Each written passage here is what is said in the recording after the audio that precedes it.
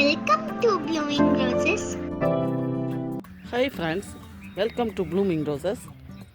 பாலைவன ரோஜான்னு பேர் பெற்ற அடினியும் வீட்டுக்கும் தோட்டத்துக்கும் அழகை கொடுக்கக்கூடிய மிகவும் கலர்ஃபுல்லான ஒரு செடி.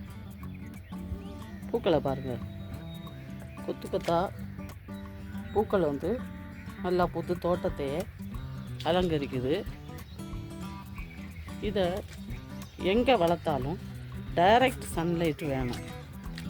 சிலர் வீட்டில் பால்கனியில் வெயில் படுகிற இடத்துல வச்சுருப்பாங்க. போதுமான வெயில் இல்லைன்னா தண்டு எல்லாம் சின்னதாக போய் பூச்சி பாதிப்பு ஏற்படும். குறைந்த வெப்பமும் ஈரமான மண்ணும் அடிநியத்துக்கு பிடிக்காது. அடிநியத்துக்கு ராக் அல்லது கடினமான மண் தேவை. பாட் மிக்ஸ் பண்ணும்போது ஆற்று மணல் நிறைய சேர்க்கணும். மண் வறண்டு இருந்தால் மட்டும் கொஞ்சம் தண்ணி ஊற்றுங்க. அடர்த்தியாக வளர்ந்தால் செடியை ப்ரூன் பண்ணலாம், அப்போ தான் நிறைய பூக்கும். இது மெதுவாக வளரக்கூடிய செடி.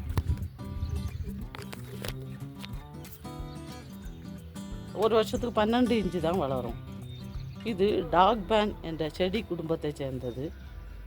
இதன் சாறு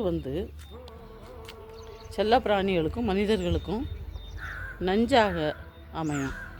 க்ளவுஸ் போட்டுக்கிட்டு தான் தொடணும். இதில் ஒரு காமிக் என்னன்னா,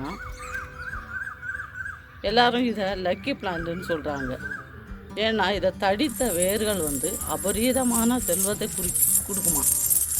எது எப்படியோ சிகப்பு, பிங்க் கலர், இல்லை வெள்ளை கலர், அப்புறம் பாருங்கள் நல்லா இந்த மாதிரி பிங்க்கு, ரெட்டு, இந்த மாதிரி, அப்புறம் டபுள் கலர், இந்த மாதிரிலாம் பல வகையாக பூத்துக்குள்ளுங்க இந்த அடினியம்.